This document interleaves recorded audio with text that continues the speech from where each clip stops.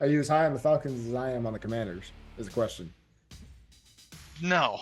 You don't see me put my ass in the air for Kirk Cousins like you do with old Jane Daniels. All right, what's up, ladies and gents? We got another episode of Boys Talkin Ball. My name is AJ Forbes with Dalton Lee and Noah Ambuel. We had another week of NFL football finish up yesterday, which is the game we're going to start off with first, jumping right into it. So, the Lions beat the Seahawks last night, and Monday Night Football 42-29. Lions, in my opinion, are pushing to be arguably the best team in the NFL. They had the 1 week. They had the 1 week where they decided they wanted to throw the ball 55 times, which we had already talked about ad nauseum that is not the style of football that they want to play. But I think that the Lions are right there with the Vikings in terms of best of the best in the NFL right now. Dalton, thoughts? I think the Lions are good. I have the same thought with the Lions always that if I think best team in the NFL, I think, oh my God, how's my team going to beat them? I always think the Lions are beatable. I think that you can catch Lions on any bad week and they're beatable. Whereas when I think about the Chiefs, I think loss. But I think the Lions are very good. I think that the Lions are still just so much fun. Like have you ever watched a Lions game and not been entertained? They're always so good. I don't know. I have it. I have it written in my notes right now that part of why they're so good is that they're able to call trick plays at the right time and then continuously convert on those trick plays every time. You got Jared Goff being covered by a linebacker disrespect. That's on them. Put a safety on that guy. It's a milk check. It is a milk check. 100%. They're like, look how tall this guy is. Let's try throwing him the football for once. Jared Goff had the perfect game. And literally. I don't think I saw the first half, but it was a perfect game. Guy literally didn't complete a pass. He caught a touchdown. He threw two. I'm happy for the Lions. And it wasn't like he was dinking and dunking the ball at all. No, he had he had almost 300 yards passing, hit a 70-yard bomb to Jameson Williams for a touchdown. Like he was pushing the ball down the field. When that offense is humming, it is so scary. Yes. Because who's going to guard Jameson Williams? He's celebrating 30 yards away from the end zone. Amon-Ra St. Brown is just Amon-Ra. And they have the best Jameer Gibbs and David. Yeah, they're just sitting there. Yep. Laporta has Laporta done anything this season? He hasn't had to. Not yet. Not this season. All of those weapons, and they still have an Iowa tight end. That's pretty scary. I think Brock Wright might have had more catches last night than Laporta. He got the ball like 3 times. I think that Skipper was eligible for more plays. He was. He was. Yeah. Speaking of which, not to mention that they have the best offensive line in football. Even without Frank Ragnow, they looked really good. I'm going to put, no kidding. I'm going to put, we talked about Trent Williams last week about how he's just like the Tavon Austin of O-line highlight films. I'm going to put Penei Sewell in that category too. Always has fun. Dude is fun. Always getting guys. Yeah. Plus in that highlight, you see him catching a ball. Exactly. In that highlight, you see him catching a ball. Yeah. Dan Campbell allegedly not knowing anything about it because he was watching the wave. But the thing about the Lions, the one chink in their armor is still that defense might give up 30 any given week. And if the defense was better historically than they have been the last couple of years, I'd be like, the Lions are unbeatable. Which is just crazy to think about because that defense has so many guys. It feels like. Yeah. It feels like. Do you know how many times I've had to remind myself that Carlton Davis plays for them? That's what I'm saying. You have Carlton Davis pretty much every week. That Alonzo. Yeah, Anzalone's not bad. You got Jack Campbell in there, who's been really good. It's a crazy how they just give up points. And I know AJ, you're going to talk about this later too. Is Terrion Arnold is a problem for them right now. He's trying to play corner like he's still at Alabama, and he's just so physical. Like Troy Aikman was talking about a lot last night. He's just so physical all the time. Yes. And I think he's the most penalized DB in the NFL right now, at least for rookies. I know he is. Yes, no, absolutely. He had three pass interference called on him last night. That's bad. And that's bad. It's that part's pretty bad. And then it's just I agree. This Lions team is just so fun. And Lions team is So very much fun. fun. But like, is They the were fun when they were Seahawks winning. best? Games are fun now. 100%. I looked at the stats. Geno threw the ball 56 times yesterday. Is that like you have Kenneth Walker and Zach Charbonnet proved that he's not bad either? It's like, how do those guys not get more involved in the run game? Like I like Geno. He's been playing well in recent years, obviously, but it's just like, how is that like your best chance to win is Geno throwing the ball 56 times when you have two solid backs that you could give the ball to? I mean, I don't have the box score in front of me right now, but I mean, what did Kenneth Walker have? 3 touchdowns on the day? 2, 3. Two, Two. 3. They should have. They made it down the goal line. They should have handed it to him again. They're like 5 yards out. Just give it to him twice. It was all goal line. It was all, but it was never like a consistent run game. It was like open field, big runs. No, I get that. Yeah, but also, like, you're that close. There was like 3 minutes left on the clock. Maybe try giving that guy the ball. Maybe don't just throw it away. There's only so many times the Seahawks can go back to when they get to the goal line, just throwing it at DK and hope something happens. Yeah. Also, do you guys think DK caught that 2-point conversion? Did you guys see that? Yes. Because it looked like oh boy, the NFL gypped the Seahawks out of losing by 10 or 11 instead of 10. Who cares? I was just about to say, it turned out it did not matter, but it still. Yeah, that would have flipped the momentum. They would have gotten an onside kick. That's how that game would have ended. I mean, objectively speaking, foot was down, shin was down. That's a catch. No, it's a catch for sure. I just see angry Seahawks fans on Twitter, and I'm like, why does it matter? Oh, I agree. Agreed. Kenneth Walker only had 12 carries last night. Yeah, that's not great. How many did Charbonnet have? 2. How many catches did Charbonnet have? Man, Geno had more rushes than Zach Charbonnet. Yeah, I mean, we talked about it last week. I think the renaissance of the Geno Smith career has been awesome to watch. Deserved. I mean, he's all the praise that he's gotten over the last 2 years, rightfully deserves. Seattle found their franchise quarterback for the foreseeable future. I don't think he's not going anywhere. Right? You got to run the ball. You got to find a way to run the ball. Run the damn ball. You got to I don't care if you can throw it as well as you can. Run the ball. I'm pretty sure. How will that hurt your passing game? Yeah, I'm pretty sure they had a rookie guard. The Seahawks had a rookie guard in there last night. Hayes. I don't know if that had anything to do with it. O-line continuity is such a big thing in the NFL. That's part of the reason why the Lions have been so good over the past couple of years. Maybe that played a part in it. I don't know. None of us were involved in those meetings or the practices, so there's really no one. No, there's probably smarter people making those decisions than exactly. With that being said, go for it. The Lions with 14 carries for Gibbs and 12 carries for Montgomery. The way it's supposed to be. Pound the rock. I always love how they flip flop what those two guys should be doing all of the time, and it still works. Yeah. Can we talk about the beast mode run that David Montgomery had last night? That was crazy. He caught that one. That wasn't even a run. That was just a catch, and I know that's what I'm saying. He had a 40-yard run. Well, I was watching that, and I didn't quite look at the beginning of the play, and I was like, "Look at Jahmyr Gibbs go!" And then I see 5. I'm like, "Oh." It is. I agree. It is the craziest thing. Is like one of them will break a big run down to the 2, and instead of rewarding the guy with the touchdown, you give it to the other guy. He scores. Then the other guy will break a big one, get down to the 2. Then same thing happens. They just steal touchdowns from each other, really. Yeah. And you're like, they get all the way down the field, and you're like, surely they're going to give it to David Montgomery here. He's a big back. And they're like, no, Jahmyr Gibbs is getting the football. No, actually, we're going to throw the ball to Jared Goff. Yeah, we're gonna... what a throw that was by Amon-Ra, too. He tossed it right over the linebacker. It was a good throw.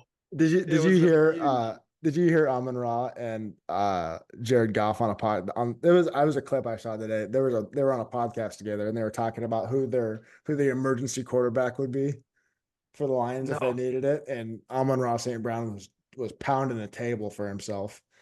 Well, he just threw a touchdown pass. I don't know if Jahmyr Gibbs and David Montgomery have touchdown passes, but Jared Goff was adamant that they would just put Jahmyr Gibbs and David Montgomery back there and just run Wildcat the whole game, which I would too. That's what I would do. He's got more passing touchdowns than Drake May. And Joe Milton. No, okay. JJ McCarthy too. We'll get to Okay. we'll get to that in a second. All right, so we talked about how disappointed Seahawks fans might be. You know who's not disappointed are the Commanders fans. They're pretty happy. Here's right our now. weekly segment. Yep. AJ, yeah. loving the Commanders. Dude, I'm gonna pound the table for the This Commanders. guy loves the Commanders. I do. I love it. Left hand up. Commanders. So I'm gonna keep talking about these guys until they prove me wrong. They just put up 42 points against when they were supposed to be running the college offense. Jaden Daniels They did put looks up great. a lot of points. They put up 42 points in They an put up a NFL lot of football game. points. That's a lot of points.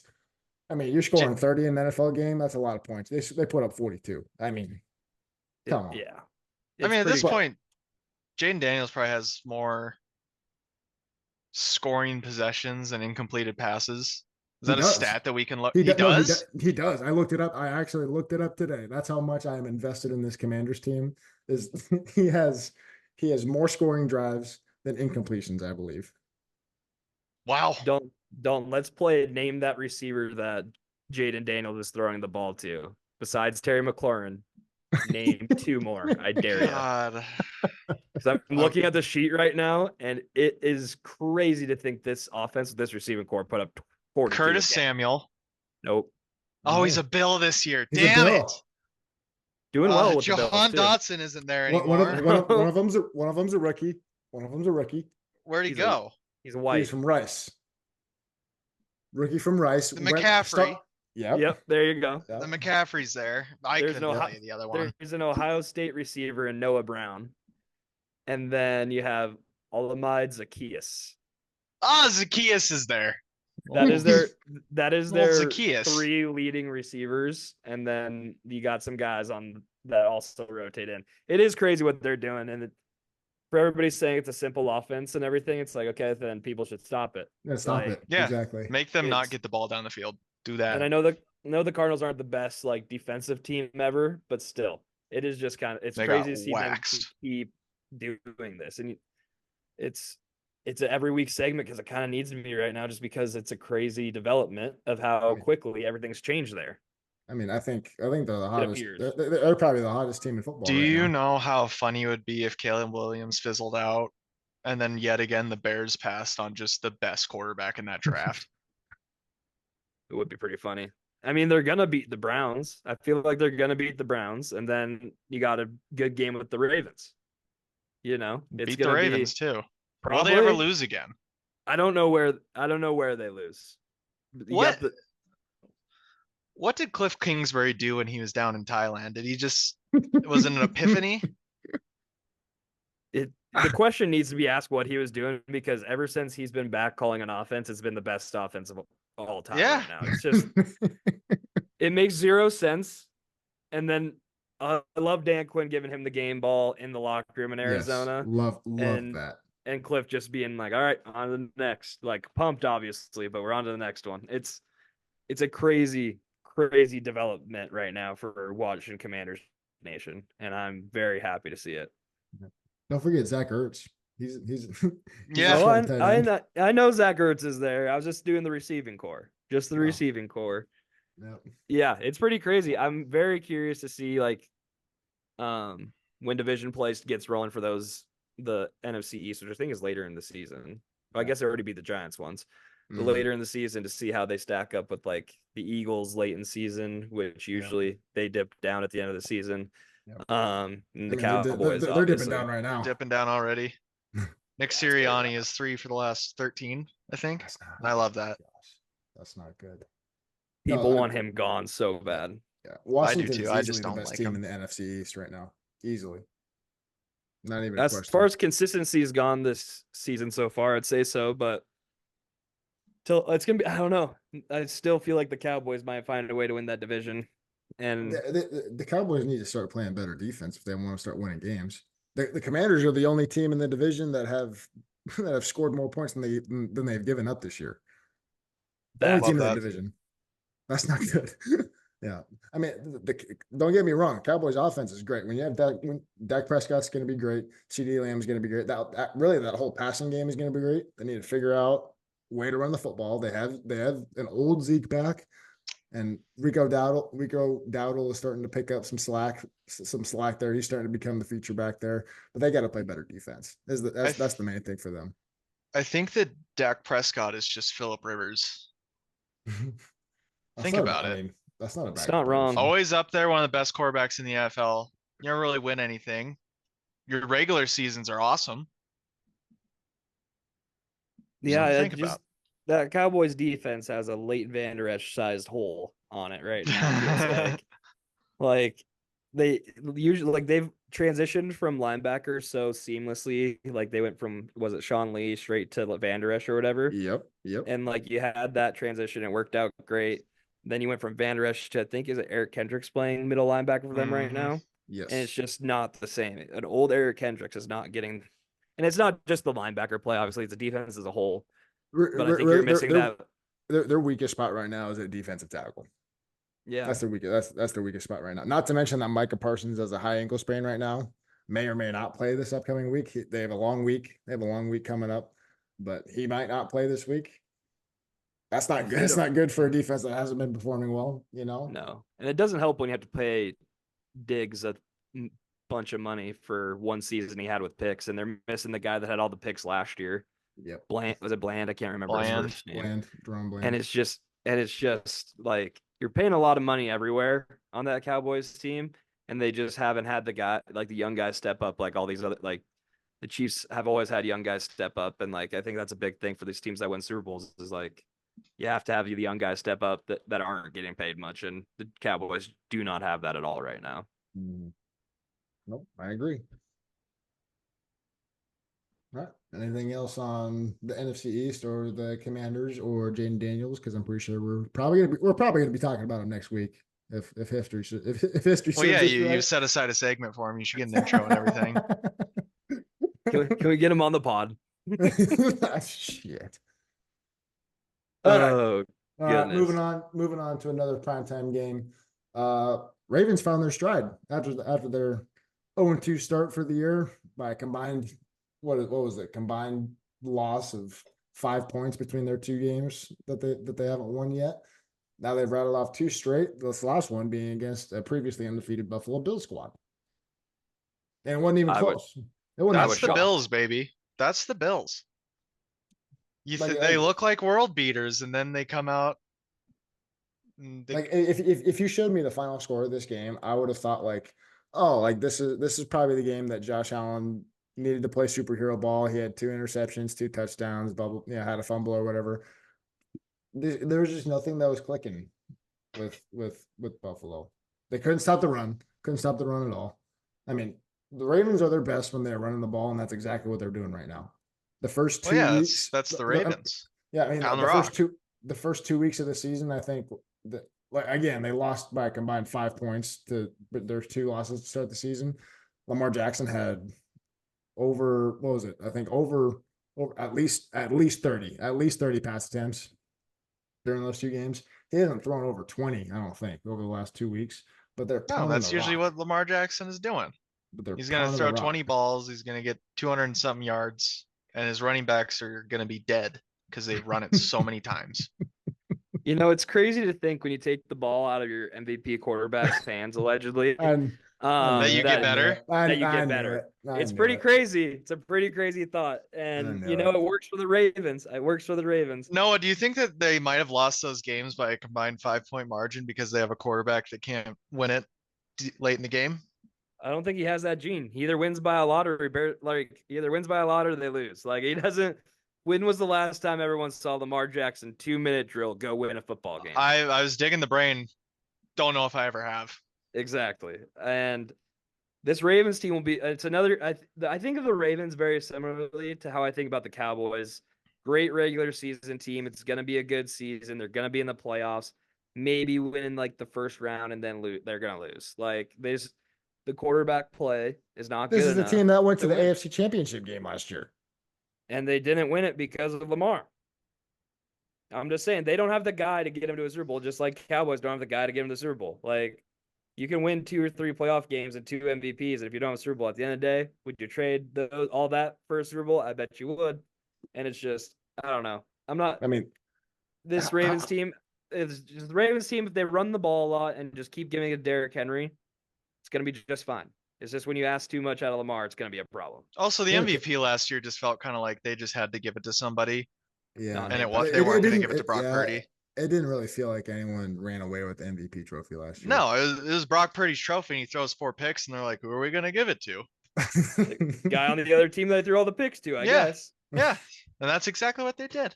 It's the same. It's the same. Like, it's just crazy. The MVP award just means 0 at this point. I feel like it's just the fact. I hate to say it, but the fact that Patrick Mahomes, because he hasn't started well this year, obviously, but like in recent history, you could have given it to him probably all these times.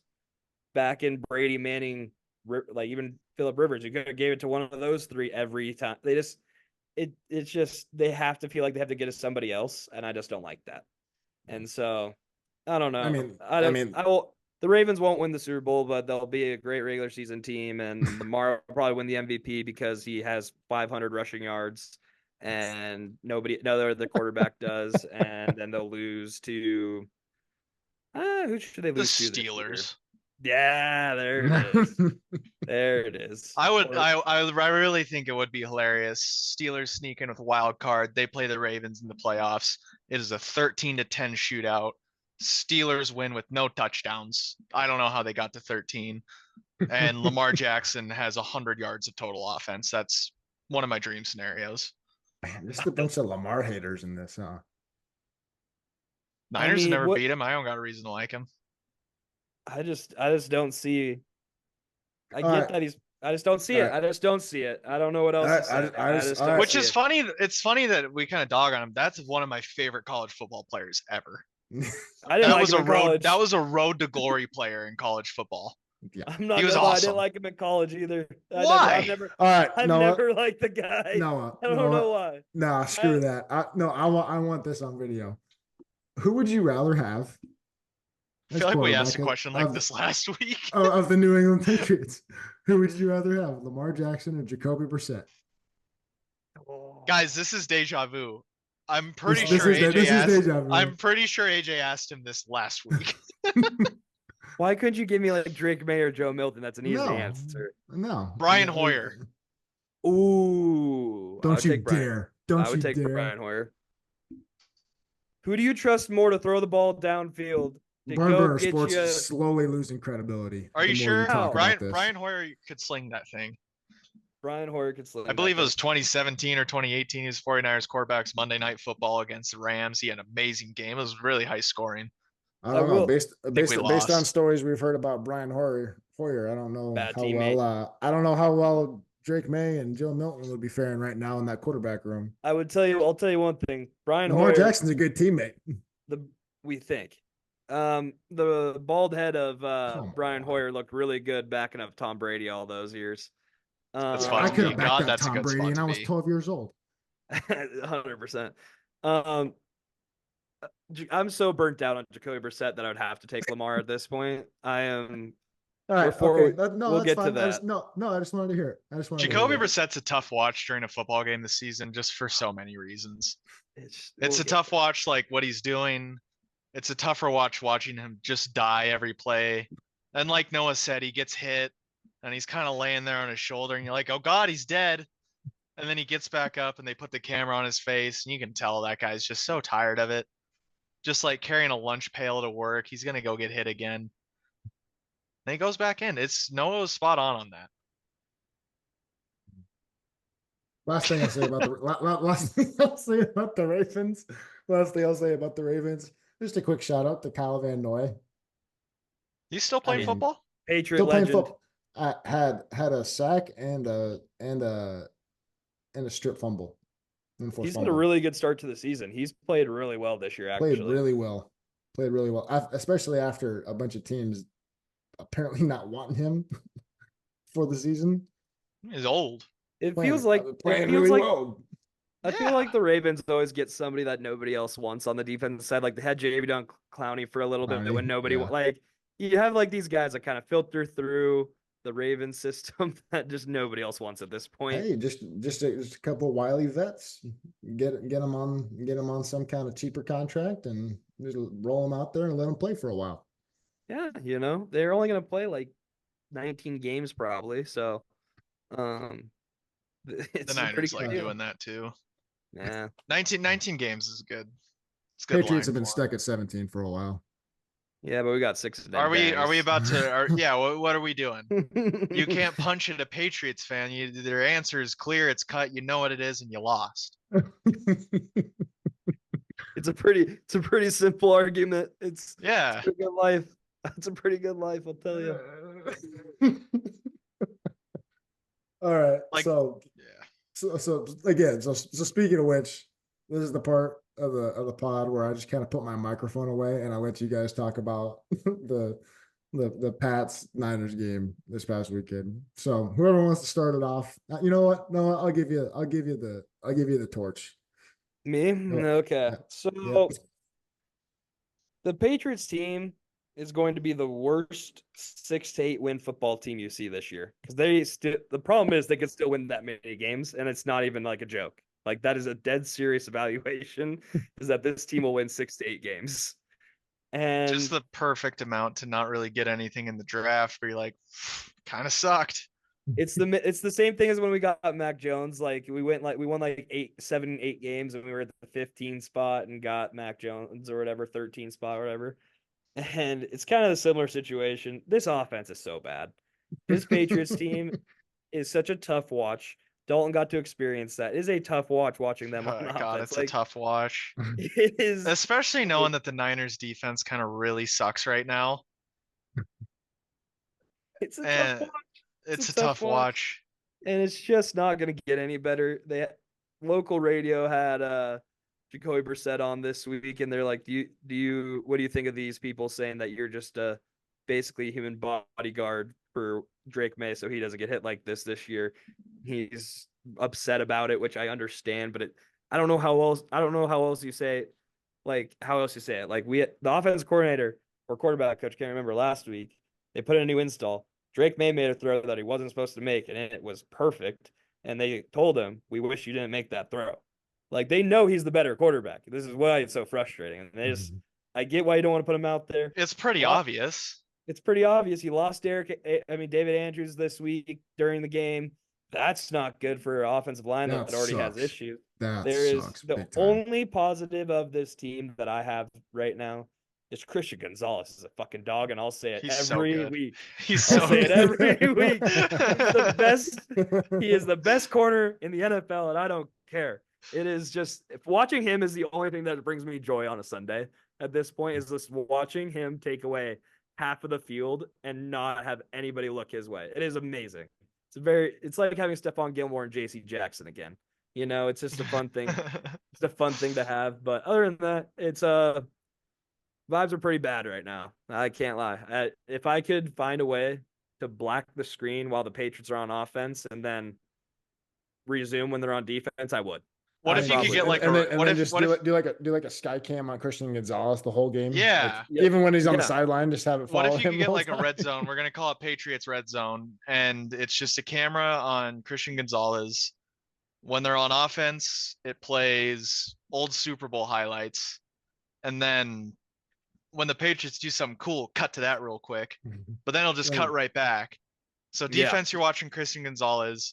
When nothing cool's happening or they're losing, you got old Super Bowl highlights with Tom Brady, and then you still get to watch the good plays. Yeah, and then like even if you're on offense, if you want to bop between a solo cam of Jalen Polk creating space, yeah, he's the third highest rated receiver for creating space, but our quarterback can't throw it 5 yards, or on Pop Douglas, and you just watch how much space these guys are open with.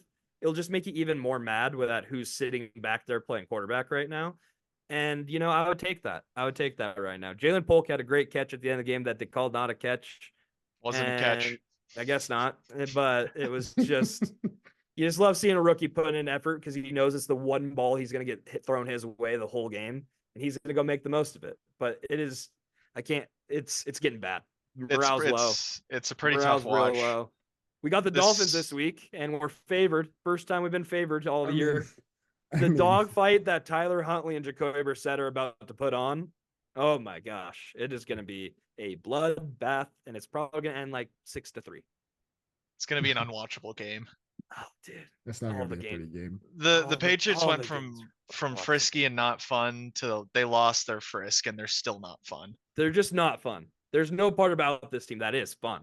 Just not fun to watch anymore. They're really Got- not fun. And then you got Jabril Peppers and the Guardian cap running around, just pissing me off the whole game. Man, I hate that. I hate that thing so much. I hate when guys wear that. It's like one guy on every team too, and you're like, it's just so ugly. how are we It's doing sad to that? say, but It's so ugly, and I don't think they really help that much. no. Sad to say, the game I'm looking forward to the most is Patriots Jaguars in London on the 20th at 6:30 in the morning because I'm gonna sleep right through that, and I'm not gonna watch it. So that one might be pretty enjoyable. I'm looking forward to that one. Be a good forward to one. it. It'll be a good one. Wake up and see Ugh. that they probably won like 6-2. Sounds like a final score out of London coming there. So to the Niners sides of things, this game was exactly what I thought it was going to be. I hate to say it, this was a morale booster. I still don't think defense is that good. I think when you got that many good guys on defense, should be looking a little better than they are. They kind of stink. I think that the special teams has never been good in my life as a 49ers fans. I've watched nothing but guys muffing punts and fumbling. I couldn't tell you. Actually, no, I could tell you the last time I saw a good Niners kick return. It was probably when Ted Ginn was there in about 2012, 2013. Since then, every time the ball gets punted or kicked to us, I think, damn it, he's going to muff it. And 1 out of every 7 times, I'm right. And then when we're kicking the ball, the other guys, we just let them do whatever they want. The special teams stink. Defense is being held together by Fred Warner. Nick Bosa was pretty cool. He's forced to fumble and he grabbed it because the Patriots have no heart. And There's no heart. but there's 2 great big shining stars on this 49ers team. One is Jawan Jennings. I love that guy. I don't know how many times I have to say it. The other one, if you haven't watched, this record does not show what Brock Purdy has done this year. This guy has played so amazing game in and game out. He is holding the team together. This isn't Brock Purdy in the Avengers. This is Brock Purdy willing an offense. You can't tackle this guy. When he gets back in the pocket, he's going to flip around 3 times. He's going to roll out to the right or the left. He's going to complete a pass. He is so good at football. I've been saying it for years. This is the love child between Drew Brees and Brett Favre. Give him the MVP. He deserves it. The Niners would win no games without him. Mhm. He threw 3 touchdowns on 1 drive this week. So All of there's- them can't- just scampering around and finding a guy. I can't There's- tell you how demoralizing it is. You watch a touchdown happen. Oh, great. Called back. Flag. Second time around, same thing. Another touchdown given up by your defense on the same drive. Called back. Flag. Surely they won't score 3 times on us. Nope, they will. And in those 3 plays, They Brock will. Purdy ran 140 yards. It's just crazy. All right. There's 2 things I'll say about BarnBurner Bowl 1. All right. Both of them pertain to Brock Purdy. One, do you guys know that Brock Purdy's 10-yard split was faster than Debo's and Christian McCaffrey's? Yeah, I'm telling you, sneaky athletic. And he got around the edge so easily multiple times this weekend on like the 3rd and 5. And I'm like, oh, they got him. Then he runs around, and I was like, all right. Like if they gave Brock Purdy on this stat sheet, he had 5 carries for 11 yards. He probably ran 200 yards on those 5 plays. And then second thing, Dalton, you're right. Like this guy, Brock Purdy is. It's been every week. He's thrown a couple interceptions. He's making his case for best quarterback in the league right now. He makes plays when things break down. He makes plays. He has always just been precise, always on time, so precise with the football. I saw one thing out of him this week, and it was like there is a limit. Obviously, there's a limit to his arm strength. He can throw the ball farther than you think he can, but he still can't rocket it. There's a play that he threw deep down the field to Debo, and it was a little short. It's a touchdown if he's able to throw it farther.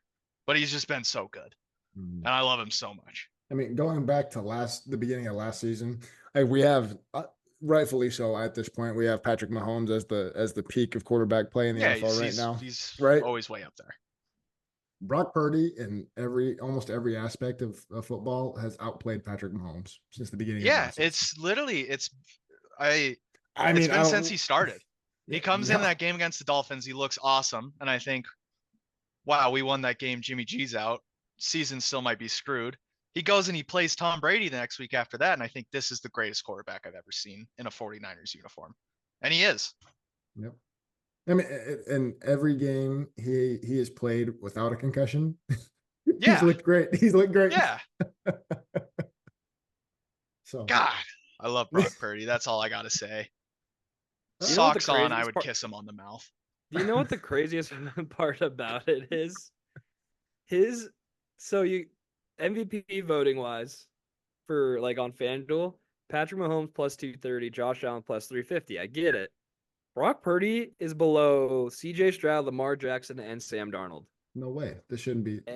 He's plus just how 1600 it is. right now. To, That is to be just fair, crazy. Pat Mahomes should be that high. I know. Well, that's yeah, what but I'm you just kind of got to put him that high. You put him You lower do. than that, everyone's going to bet on him. You might lose all of the money. I get what they're doing from a sports book I perspective. I get that too, but Well, there's like, no way Brock Purdy should not be that low. Last year, he did this like all year, and he was in the MVP conversation until the end of December, and he was number one in it. Then he threw those 4 picks. Yeah. But it'll be the same thing. He'll be doubted forever, and I will always. If Brock Purdy has one fan in the world, it is me. If he has 100, I'm one of them. If he's got 10,000, I'm one of them. So on and so forth. Funny note on the comeback player of the year list, DeMar Hamlin is still on the list. Well, so the first time he came back from being dead, and he lost to Joe Flacco. This time he came back from being dead and also sucking at football. I know the NFL that I really hate that award. It makes me mad every year. The comeback player of the year needs to have some better criteria. Yeah. One, it cannot just be. It can't be a guy that just sucked for the past 5 years. I hate that so much. And then they have a good season. Like you came back from nothing but sucking. Geno Smith, all he came back from was the bottom of the QB depth chart. He wasn't hurt. No. That being said, Sam Darnold and Andy Dalton are on this list. See, yeah, exactly. That's not comeback player of the year. Like comeback player And of the year. Kyler Murray. Comeback player of the year is Alex. See, Kyler Murray. Alex Smith is the pinnacle of comeback player of the year. That guy almost lost his leg. He almost died. Smith. That is comeback player of the year. DeMar Kyler Murray. Hamlin's That's an example of comeback player of the year. Guy tore his ACL last year. Obviously didn't finish the year, tore his ACL. Yeah. Coming back, pretty good start to the year. You know. Yeah. So that's comeback player of the year. Sucking for 3 years and then having a good season is not comeback player of the year. It's not comeback player of the year. Like if that's the criteria, I mean, give it to Jordan Mason. He was the RB2 last year. He's top 3 in the league in rushing yards, top 2 probably. I mean, the criteria you can give that to any guy. Aaron Rodgers is leading it, obviously, but if the Jets keep doing the Jets thing right now, he will not win that award. It feels like a layup for Aaron Rodgers. It should be. That probably gonna be Sam Darnold. It's probably gonna be Sam Darnold. Mm. I'd put money on it. I don't like it. I don't like it at all. All right. Moving on to our offensive and defensive players of the week. We're actually going to start off with defensive player of the week since we just got done talking about the 49ers. So, Dalton. I think for offensive player of the week? Defensive player of the week. Oh, defensive. Fred Warner's so good at football. He's very good. He's very good. He's very good. He just grabbed that ball and he thought, you know what, we're going the other way. We're going the other way. Mm-hmm. And he's out there leaping head first, 15 feet at a time, with no regard for his own body. He looks like a video game character. He does. He's so good. Legitimately. I don't think. Did he come back and play in the second half? I think he did this all in the first half because remember he went into the half early. I don't think. Yeah, he got hurt. Yeah. He had a pick 6 and 7 tackles in one half. Yeah. Like that doesn't even include what he would have done to Jacoby Brissett in the second half.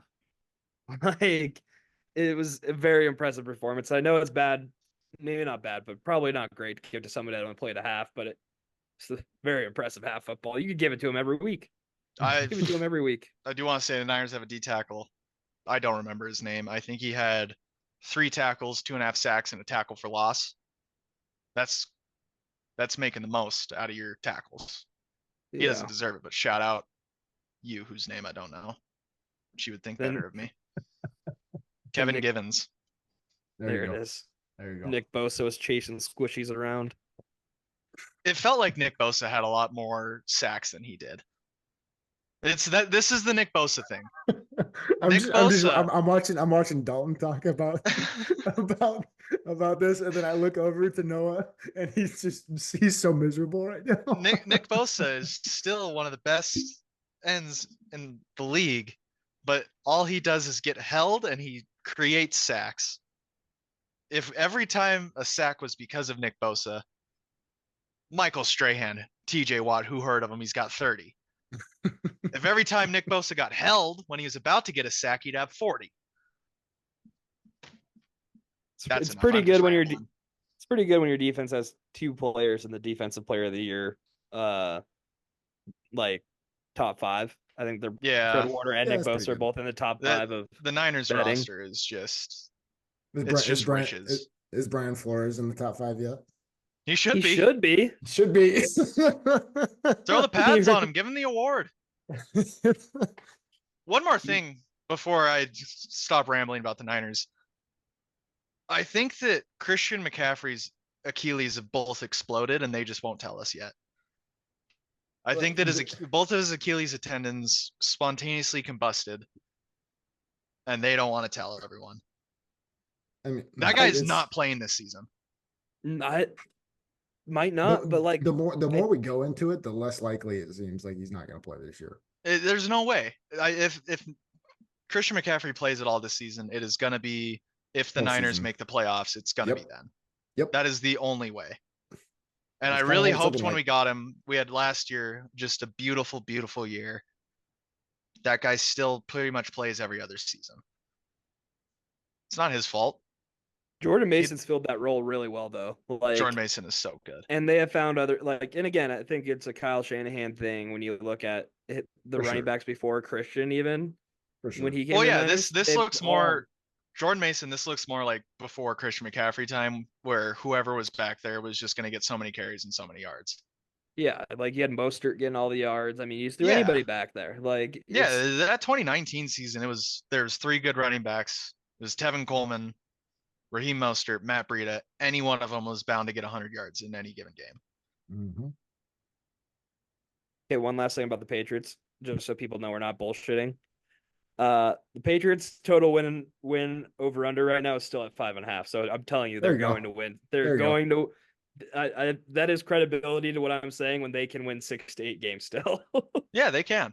And it's gonna suck. All right, moving on to our offensive player of the week candidates. I mean, I think this is kind of like what was it? 2 weeks ago. I feel like this is a pretty easy pick. We got Jared Goff. Talked about it earlier. Didn't miss a pass at 8. What more could he have done? 18. The crazy thing is he didn't have a perfect passer rating. How? I don't know. Didn't have passer rating. It's stupid. The passer rating is stupid. Dumb. And but like it's people value it so much, and I value it. I'm a Brock Purdy fan. Exactly. You gotta find your angle with passer rating.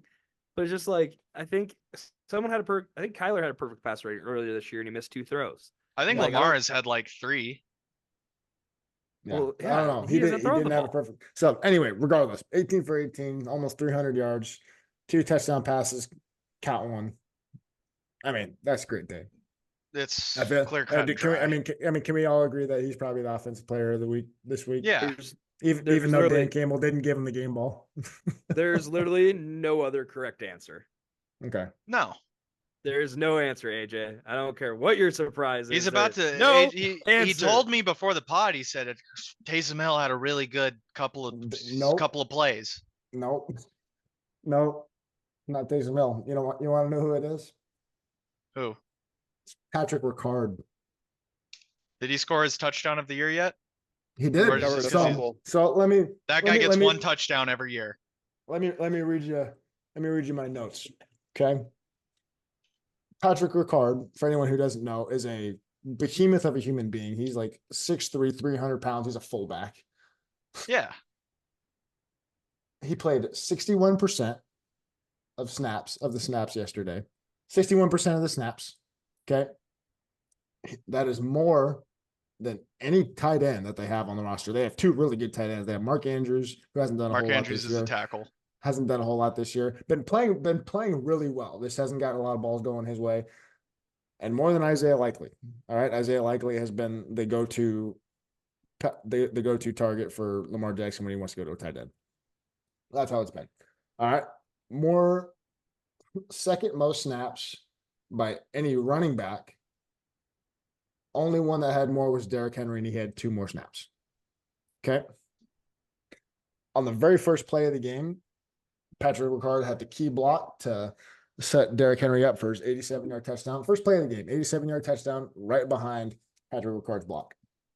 Fast forward a little bit into the game, Derrick Henry later on fumbles into the end zone for what was going to be his second touchdown of the game. Again, Derrick Henry had a great day, 200 yards. Should have had 2 touchdowns, but he fumbled in the end zone. You know who recovered it? Patrick Ricard. You look at all the other plays that he had. There was one in particular that got that coaches on Twitter and Instagram loved. They were in the eye. It was a little toss. It was a little toss to Derrick Henry. Patrick Ricard leading the way. Filtered through space, let up on a linebacker. Perfect block. This guy is a behemoth of a human being. He's moving in space like he's a defensive back. All right. And he does everything slightly worse than Kyle Juszczyk. I mean, if you want to run ISO 20 plays a game, give me Patrick Ricard. Yeah, but if you want your fullback to go back there and return punts, that's not Kyle Juszczyk. That's not what he is. My honorable mention for offensive player of the week, and I've been thinking about this for 24 hours now. Okay. Patrick Ricard was my offensive player of the week this week. It's like the Gruden Grinders thing. That's Patrick Ricard for me this week. Dude had a great game. We're just counting fumble recoveries in the end zone. Might as well give it to that Kentucky receiver that saved the day against Ole Miss. Yeah. What are we talking about? What are we talking about right now? Anyway, I've been thinking about that for 24 hours now. There's not many fullbacks that catch your eye during the course of an NFL game. He was one of them. He had a great game. Offensive player of the week is still Ashton Genty. He is the greatest football player on the planet. I don't care if he plays in college football. Give that guy the award. Give him all the awards. Talk to Devon Achane, and he'll tell you that he's a top 5 running back in the league right now. That sucks for him, dude. Tyler Huntley's his quarterback. Nothing. No, I'm talking about Devon Achane. Oh yeah, no, he is talking about Ashton Genty as being a top 5 NFL running back. He looks enough like Jordan Mason. We can probably just switch him out and see what happens. I was just about to say, you know what's really going to suck is nobody's going to take him in the top 20. He's going to fall to somebody like the Cowboys, the Niners, 100%, or something like that, and they're just like, it's going to be stupid. It's going to make me so mad, and it's going to be fun to watch. All right. Moving on. We got our primetime preview this week. First things first. We got the Cowboys and the Steelers. All right. So either this game is going to be a snoozer or the Cowboys are going to run away with it. I think one of those two. Either the Cowboys are the Steelers not playing football. You don't run away with it against the Steelers. They make you hate your life, and you still might beat them by 1 score. I mean, this is another trap. This is another trap. This is a trap game. There is no way the Steelers should be favored. I don't care if they're at home. This Cowboys team should be favored, and they're not, and it feels like a trap. What does Vegas know? And it is just, it's going to get me. It's going to get me. Because I think there's no way the Cowboys lose this game. I really don't.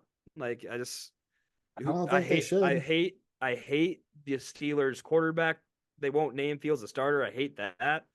Like, I think you just got. I love that they're treating Russell Wilson like a person that is too old to participate in whatever you're doing, but you let him do it anyways. and you're like, oh, you're doing a great job. They're like, oh, we're ramping up Russell Wilson this week. They have him in pads on the sidelines. That's a make-a-wish kid. They are playing Justin Fields until he starts losing multiple games. Agreed. How many times can you say you're ramping up a quarterback that probably could have played all season? I mean, they've been saying it every week so far this Yeah, season. and he's been in pads every week. He's in pads because he's like if the two quarterbacks got hurt, you can carry somebody else that's quote unquote inactive, but they wear pads. And like if you're, it's basically the Brock Purdy rule for when that all happened. And so it's kind of like that where you can carry a third quarterback now in case they get hurt. You have like an extra guy. And so, but like, I think Joe 90% of that is Russell Wilson like putting on pads in the locker room, and they're like, you're not playing, right, Russ? And he's like, gotta do high knees on the sidelines or something. I don't know. I think that he's forcing them to give him pads before the games. Well, the thing is, like, I've seen multiple third string quarterbacks do it, so I'm not just gonna say it's a Russ thing. Like I've seen multiple teams have it, but it still does feel like a Russ thing. Like when Russ does it, it's news, obviously. I don't know. It is so say Justin Fields goes down in a game, God forbid, obviously. Say Justin Fields goes down in a game for whatever reason. Is Kyle Allen trotting out there? I think Kyle Allen has I don't know the rule exactly. I've just heard them talk about the rule before.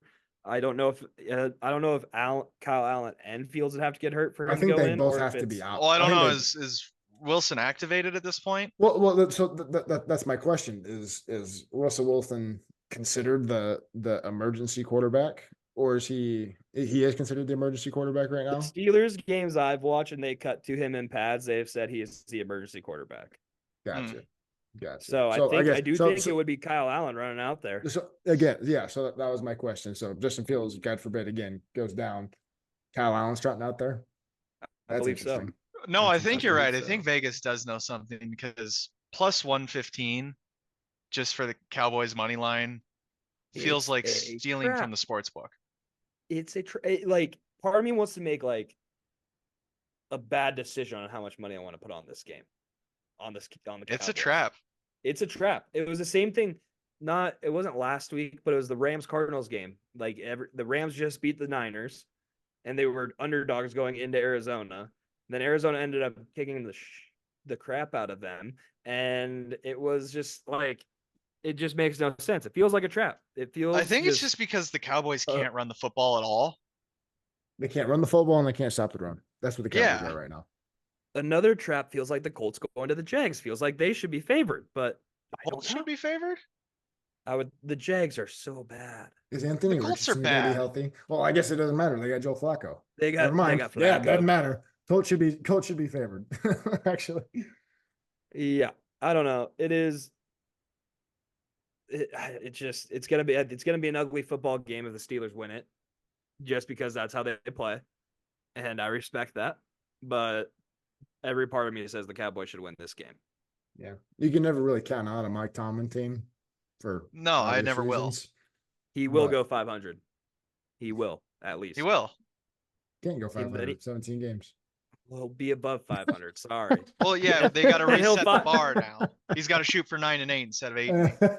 And then he'll find, and every few years, he'll find a way into the playoffs, and they'll be the last team in, and they'll beat somebody in the wild card, and then they'll lose by 1 million in the. No, I think this divisional. just feels a lot like a Steelers season where it feels like that season where they start 11-0.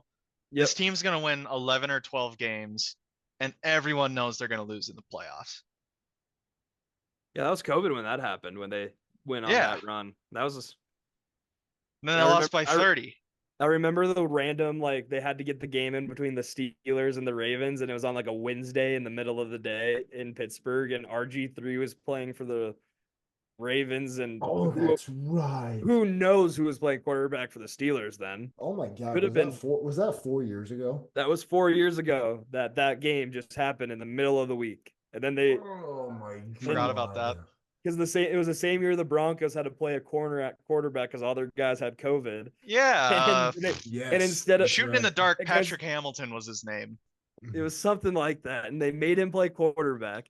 And instead of then the same thing happened to the Steelers and Ravens, but they moved that game so the Steelers could get somebody or the Ravens get somebody in. It was Kendall Hinton. I was somewhat close.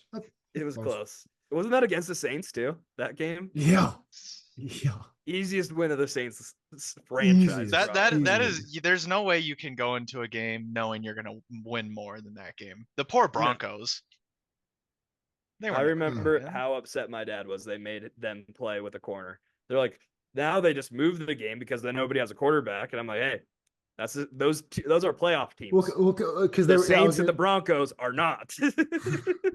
Because they were debating on just straight up canceling the game, which, I mean, when he talks, that's not going to happen.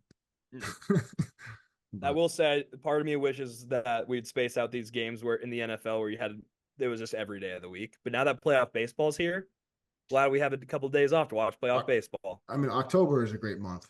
October is a great sports month. Everything is going on. Everything. Hockey's coming back. It's a great month. It's a great month. Yeah. MLB playoffs are going. NFL football's in the middle of the season. College football's ramping up. WNBA playoffs.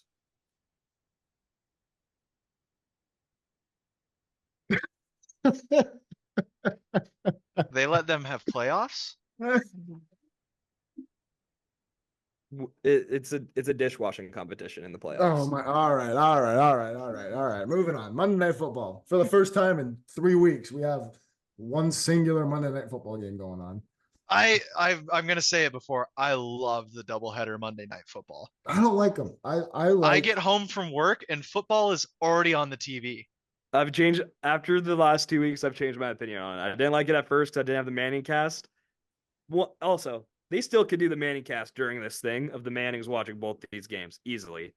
Anyway, yeah. That was my one holdup. The last 2 weeks have changed my mind on it. I love it. If they're like, we're gonna do this for half of the season, I would be fine with it. It helps the transition. Like if there's less games, there's one less game on Sunday, so it helps even out the slate on Sunday. It's flawless. So the viewership probably is down though, but the reason I don't like the doubleheader Monday night games is I'm one of those guys that likes to just lock into a game. I don't want to have to worry about what's going on. Oh, my little ADHD brain just wants as many things going on as it can. Like I'm watching it. I'm watching it like I'm back in Montana. I'm breaking down the game. He just got his blinders on. I got my blinders on at the game, watching the game. I don't like having to go back and forth. I feel like I don't get into a rhythm. Yeah, but when you get that little the only thing that sucks about it is the YouTube TV multi-view just takes out so much of the actual screen. Yeah. But you get 2 games on there. It's a Monday night. You're not supposed to have 2 games. If one of them sucks, you can watch the other one. If one of them's in a lull, you can watch the other one. Always something going on. If one of them's the Titans and the Dolphins, you just watch the Seahawks and the Lions. Yeah. Which is what happened last night. I did not watch a piece of that Titans Dolphins game. No, I saw that. I should have, because any night you see primetime football and Mason Rudolph is going head to head with Tyler Huntley, you kind of have to watch it. It's an old that's on me. It's an old AFC East rivalry those two had, Yeah. Or North, sorry. Those two just had a big rivalry going, and you'd love to see that reignited on a Monday night. And Will Levis played a quarter of football, and we still got a meme. That's pretty incredible. I'm gonna quote all the tweets. It's a generational run. There's something great coming out of that guy every week, and if they don't play him next week, I'm gonna be sad. It looks like he has one on the sideline though. I bet he'll have one even on the sideline, even if he's not playing next week. Yeah, and he did. That was it. That was the meme this week. Yeah. It has surpassed Steph Curry's run of what he was doing during the Olympics with all the still shots. It has surpassed it. Yeah. And that it's a crazy statement, but it's true. It's not even counting the video of him walking off the field and just being like, I didn't even see that guy. Yeah. That's what I say in NCAA when I throw a pick. That is coming to like Sam Darnold seeing ghost quality of content. And meanwhile, at the same time, that guy's also surrender covering as the other team's taking a kickback. It's so much better. And then he's just laying on the ground with 2 Packers on top of him, and the ball's over there.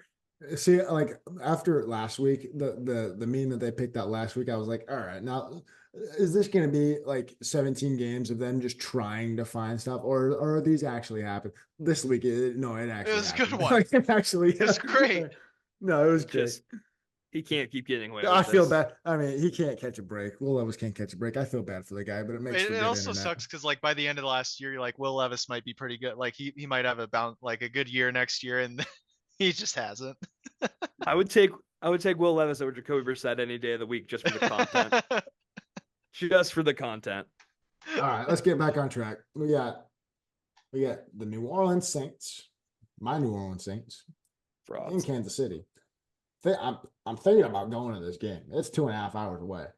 You should go. Do it. Yeah, go. I'm trying to make financially responsible decisions, but You my no. it's Whip That is out re- the I credit got- I card got- and I- get I your got butt my- to that game.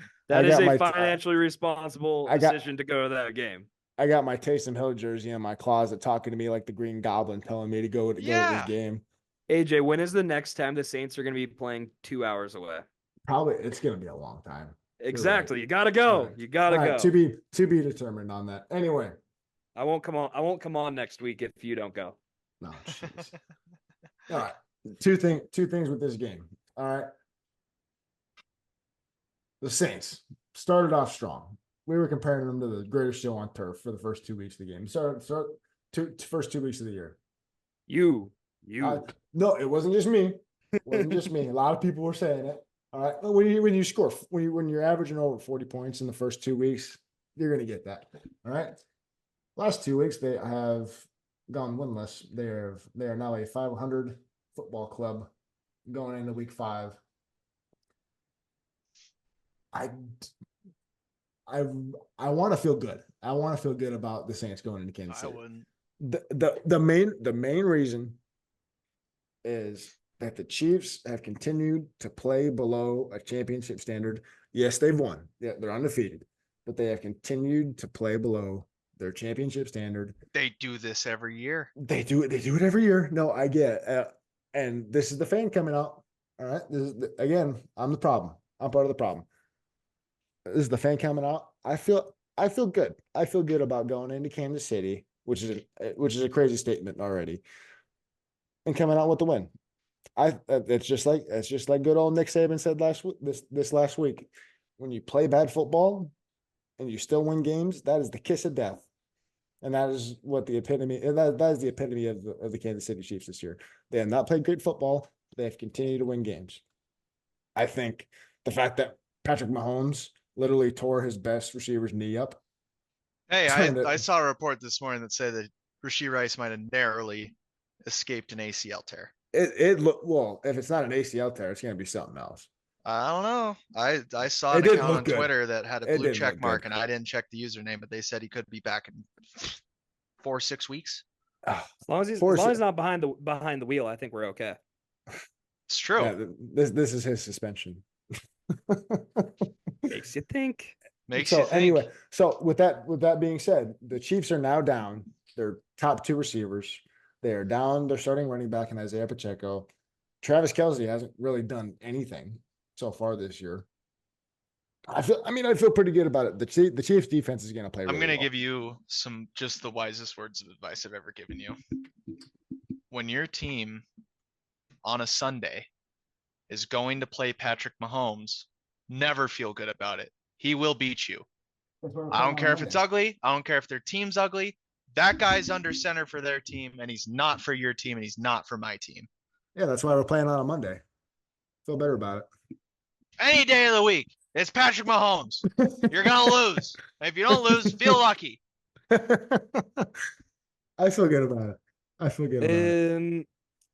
It's just I don't know if I don't think you should feel bad about it. Obviously it's Patrick Mahomes, don't get me wrong.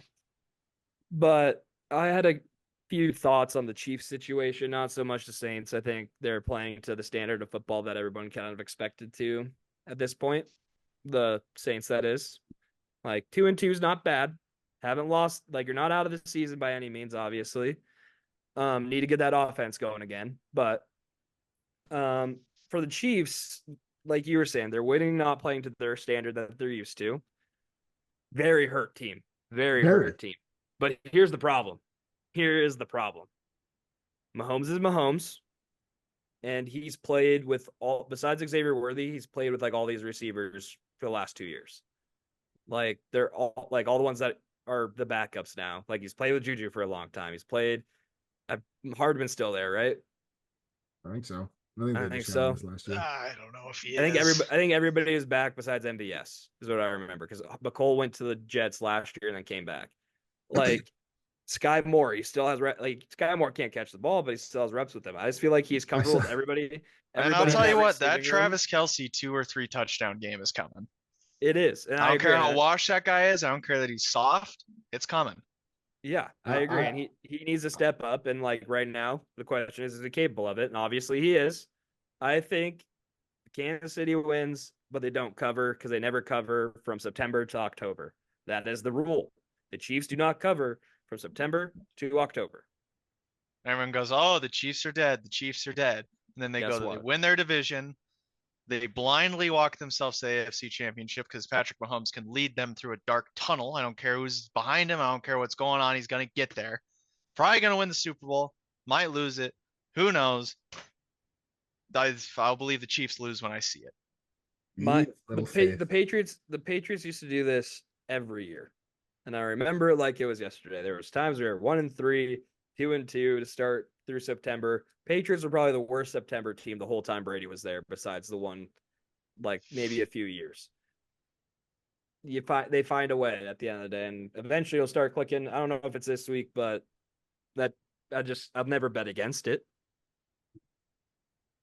Me personally, AJ, and this is a terrible statement that I should never say.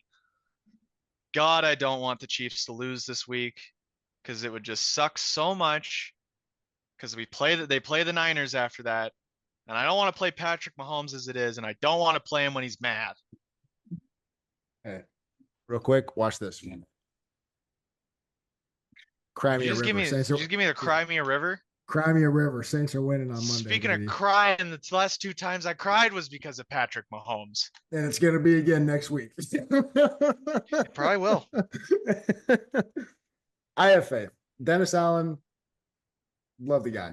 Great defensive mind. I think if I swear, if there's no way to be able to box in Patrick Mahomes somehow with the weapons that he has and with the defense that the Saints have, I don't know. I don't know what else to do. I don't know what else to do. I think this will just be this is the best showing of what this Saints team actually is.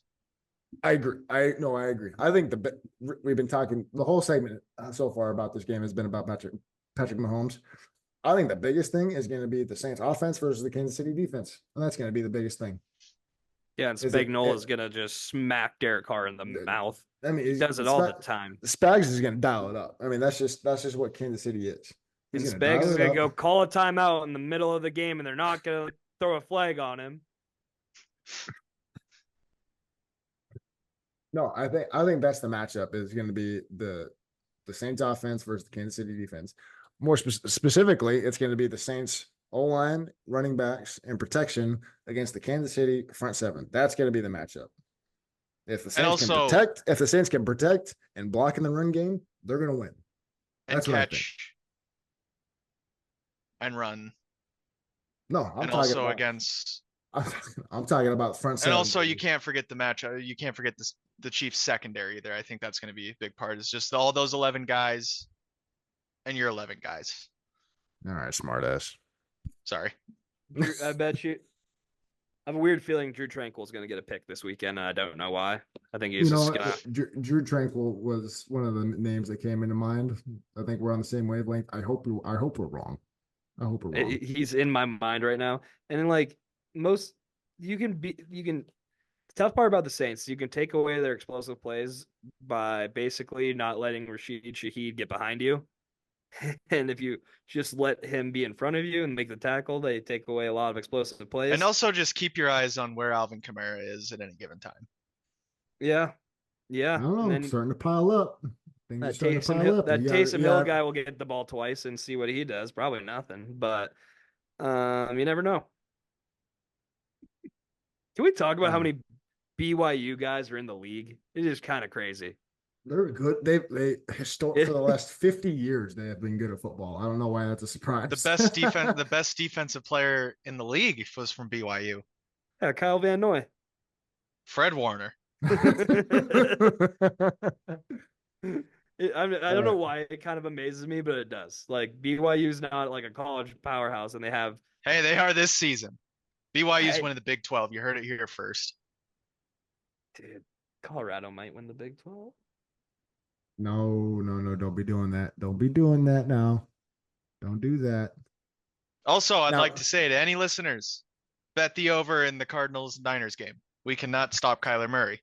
We've never been able to. We might win, but he's going to do what he wants.